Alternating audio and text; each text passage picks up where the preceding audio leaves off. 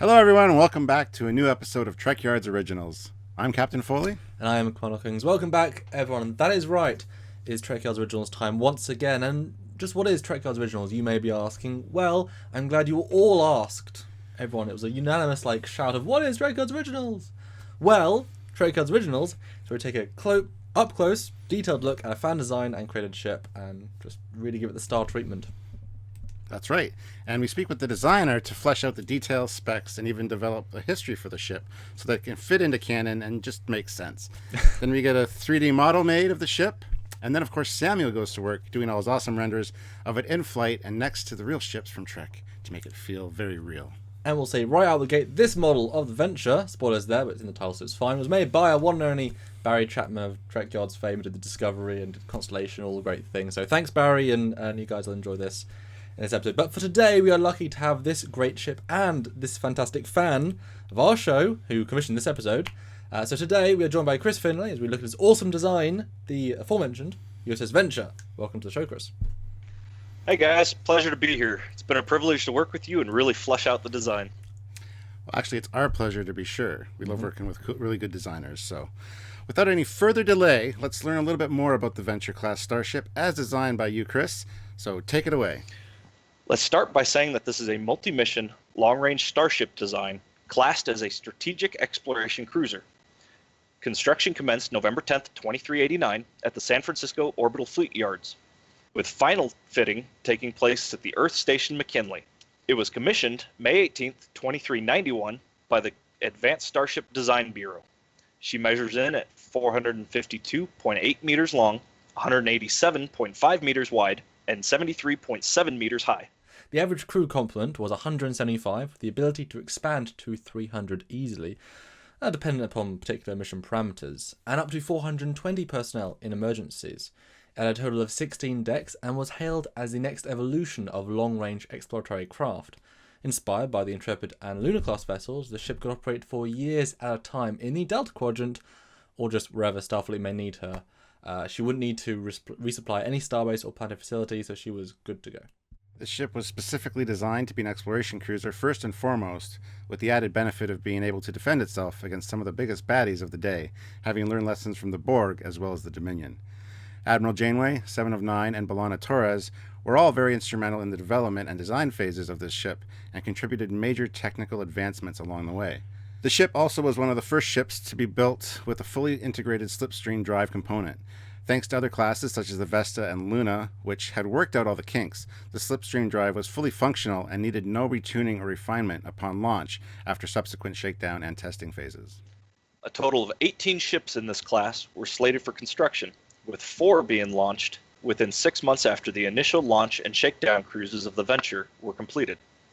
Although specifically touted as a science vessel, this was close in armament and firepower to the Sovereign-class vessel. The ship also had hollow emitters located throughout the ship to allow the EMH to have full access to the ship. This was also one of the first classes of ship to include the ECH, or Emergency Command Hologram, upon launch. The Shuttle Bays housed a wide variety of different shuttle types, and upon launch, they generally included 16 different shuttles of various types, the main bay being 3 decks high to accommodate larger shuttles and runabouts. The standard complement was 8 Mark II Work Bees, 2 Danube-class runabouts, 2 Argo shuttles, and 2 of the newly developed and enhanced Delta Flyers. The secondary bay was a deck-and-a-half tall and housed 2 Type 11 shuttles, 4 Type 9, and 6 Type 8 shuttlecraft. The ship also included a Wave Rider-style captain's yacht as auxiliary craft as well. The new slipstream drive was put to work right away as the Venture and 3 of her sister ships were assigned to set course for the Delta Quadrant to revisit some of Voyager's first contacts and act as a follow-up Federation envoy. Serving aboard were 100 dedicated scientists from all fields of scientific study. The ships would each take about 6 months to reach the Delta Quadrant and begin their mission. Some of the first planned missions included revisiting the Ocampa and checking on their progress, as well as locating the Voth, who were initially from Earth, and perhaps talking them into joining the Federation, as they were in fact Terrans as well. Actually, the first Terrans. Well, this convoy of 4 vessels would be able to split up and cover more ground, as well as assist each other while in the depths of the Delta Quadrant. The Venture class was also designed so that the ship could separate and each act as 2 completely autonomous ships. similar to the Prometheus class's multi-vector assault mode. However, while it added to the tactical advantage that would be needed far from Federation territory, its primary purpose was to allow the Venture class to double its exploration capabilities within several light years of each other. Due to the nature of the ship's separation ability, they also incorporated 2 warp cores, and as such, had much more chance in deep space than the other ships, which only had 1 warp core, which was most of them. The bridge style of this ship was a blend between the Sovereign and Intrepid class starships, making it similar to the Lunar class bridge in size and layout. And they did have a situation room towards the rear of the bridge, much like the NX-01 did in yesteryear. This obviously had a large table and holographic 3D interface. And also included in this design style was a briefing room in front of the bridge module.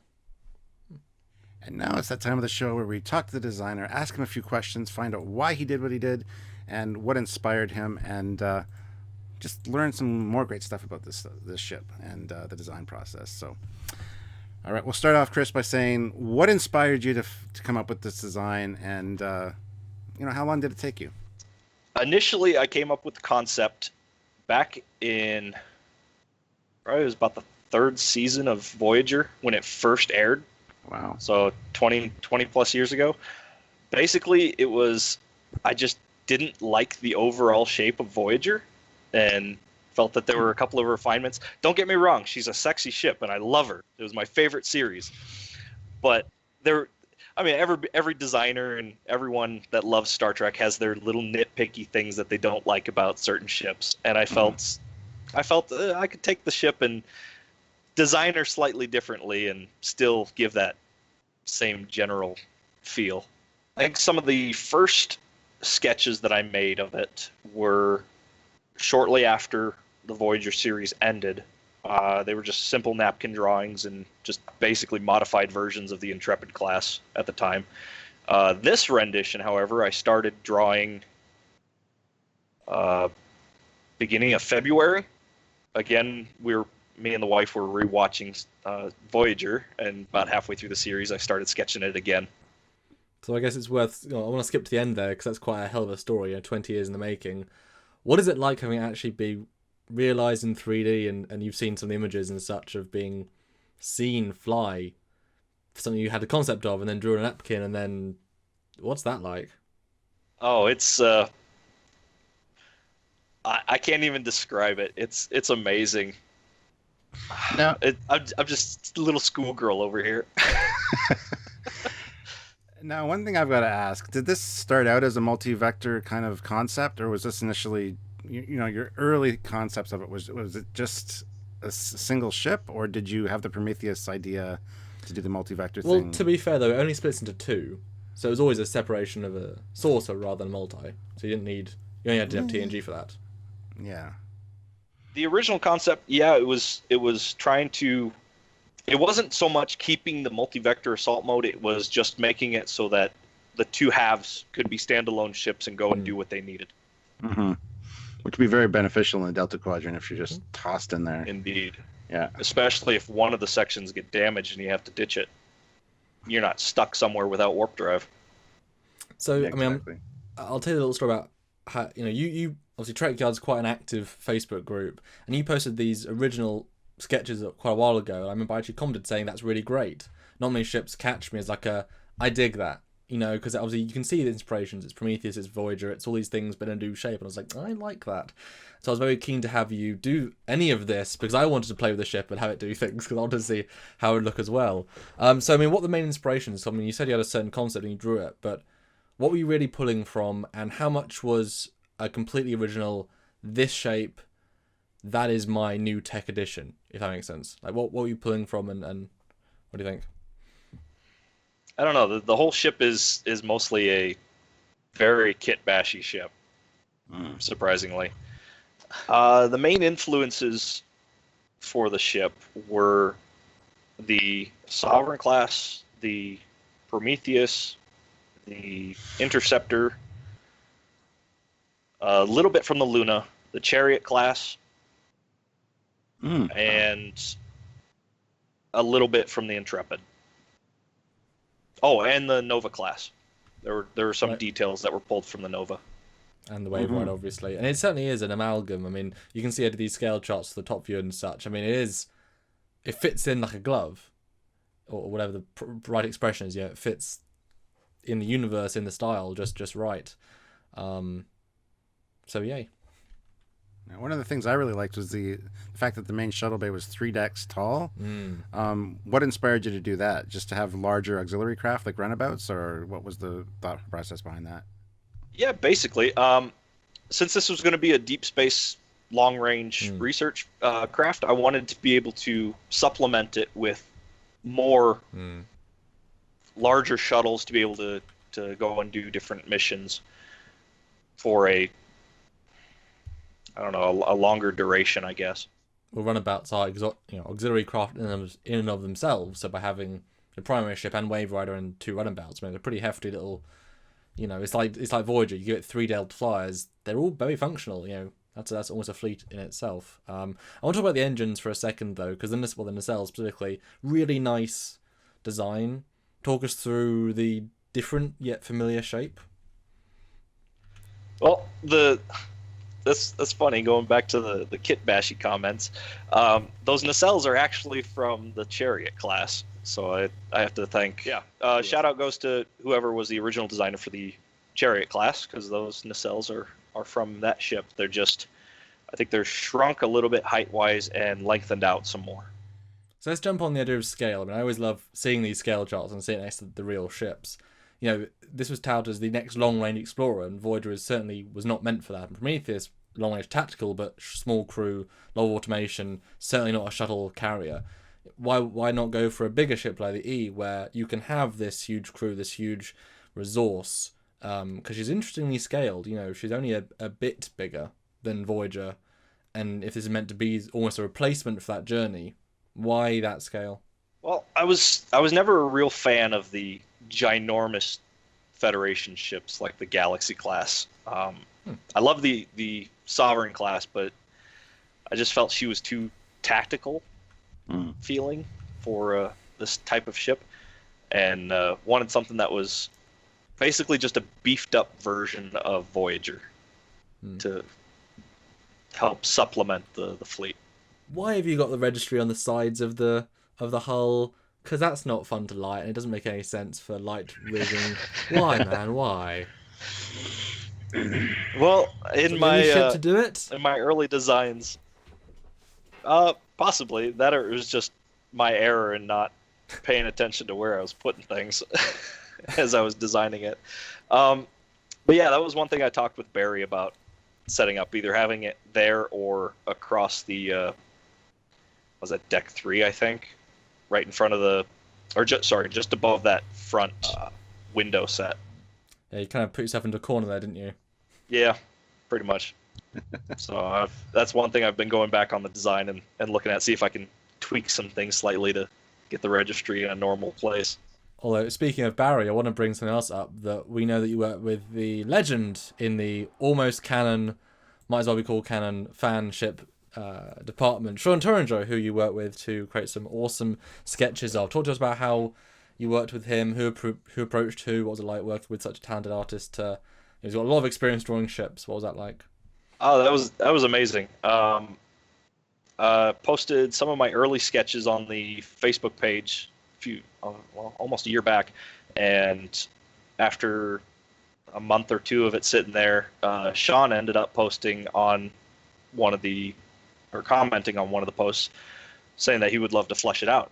I reached out to him. I was like, I'd be honored to have somebody who designed one of my favorite ships flesh out one of my early sketches as well. So that was a blast to see that come to fruition. And what was that process like? I mean, did you just sort of let him do it and he put in all the details because he knows what he's doing? Or, I mean, how hands-on were you there? What was because I haven't worked with him in that direction, so what was that process like? It was pretty hands-off for the most part. Me being my nitpicky self, I kind of poked and prodded at things when they weren't exactly lining up with my idea, but he took the criticism well and made the modifications. Basically, I just handed him my early sketches, like this is the shapes that I'm going for, add some flair to it and make it look like a Federation ship, please. Mm-hmm. And that's what he did. One thing I want to ask, because we know that the Intrepid class, of course, can land on a planetary surface. So, did you design this with that capability in mind, or have you thought about that, or does each section land independently, perhaps? Initially, I did not plan on it being able to land on on planets, but it is atmospheric flight capable. Nice. After thinking about that some more later, I figured maybe the saucer section was capable of landing on the planets. Yeah. But only that section, mostly because of the way the warp coils are underslung. Yeah, keeps it down. Yeah. Yeah, I was about to say there isn't really those have very very very long legs to launch. But yeah, that makes total sense to have the saucer. It's a pretty good sized saucer. That's cool. So speaking about the underslung nacelles and not having long landing legs to land, why, if you're such a fan of Voyager, why didn't you make these articulate somehow? Or is that a feature of Voyager you didn't like, perhaps? It's a loaded question, is it, Stuart? That's terrible. Sorry. But I agreed with virtually everyone that would comment, "Oh, that's a weak point. It's going to be such a hassle, and what if that fails and you can't go to warp?" I was like, okay, just stick with something that does work. Keep it simple. Yeah, exactly. Fair enough. And were you ever tempted to go for a 4 nacelle design? Because again, hyper long range, 4 nacelle, extra reliability. Yes. Yep. It does have 4 nacelles tucked into those two. Okay, I meant 4 conventional. Okay, like, well, Prometheus-esque. So is that two? So that 2 sets of 2 coils, just in one housing. Yes. Then? Ooh. Yes. And they are actually, thinking about the science behind it, they're actually detuned so that they run at a higher efficiency at a lower power rating so that they can operate for a longer time without being overhauled. Oh, cool. Then, of course, if one of the coils gets damaged, the computer can articulate the warp field and all that, and basically so that they could still run on just 2 coils. So in essence, I mean, I'm looking at the back of the Prometheus, and the pylons are relatively thin, so you kind of took out that weak spot by squishing them together, making the pylons much, much thicker. Boom, you've got a, much more strong area. Oh yeah. So then, obviously, what was the process like getting in touch with Trekyards, and how did the episode come about?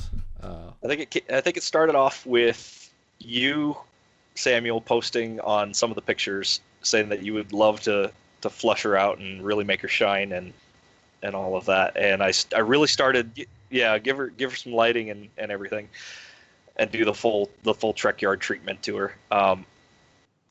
At the time, I was starting to look into the Trekyards packages and everything, and was seriously contemplating sending the design in.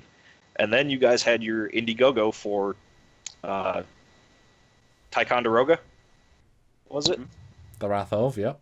And yep. So that worked out great. I was able to support you guys in that mission and still be able to get my ship sent in. And then we gave you Barry, and what was that process like? Actually translating it from the 2D into the real 3D. When suddenly, the one thing I love about 3D is that you draw certain angles, but I can do this, and suddenly that's an angle you never thought you'd see, and it can change. It can be better or worse, or it's like, oh, that doesn't make any sense. Yeah, but that's what it would look like. And what was that process like, having it built and getting to screen? It was quite a surprise. There were a few angles that, again, on paper just didn't mesh right in 3D. Yep. So we worked through that and got a lot of the issues taken care of for the most part. But it was very similar to how it was with Sean. It was very easy and straightforward, and excellent. Quite a bit of fun. Well, it is a fantastic looking ship, I gotta say. So thank you for choosing Trekyards to kind of help you get it realized. Flying Trekyards. And shared with the fans out there, because I think a lot of people are really going to love this design. So again, thank you for coming to us and having us highlight it for you. I think that was fun. Also, thank you for accepting it. Yeah. Well, thank you for what you guys do. Well, yeah, I mean, like I said before, you know, we obviously saw the show because we love ships, and if we each had a design, and there was a show out there that was even better than ours, you know, that had been going 10 years, and we could submit and it could be even better, you know, we do this so they don't have to, sort of thing. But as a fan, if I can have my ship realized in 3D and then worked with and just delivered to you on a platter of like, well, here it is, here's it. I'd be blown away, but I'm just kind of, well, I think me and Stu are just kind of used to it, you know. But fans should definitely go for this if they want, because it's such a wonderful experience, and like I said, I get the cheeky enjoyment of getting to work with it as well, which is great because it's a cool ship. But I mean, I think often we've said, you know, what do we think about the ship, Stuart? What do you think about the design? Let's put you on the. I kind of just said it. I mean, I think it's fantastic. I would have liked to find a way to incorporate the like you said, more standard nacelles into the both aspects of it. When it separates, I think it'd be cool to have those nacelles you have split down the middle somehow, and be able to split much like the Prometheus. But I don't know.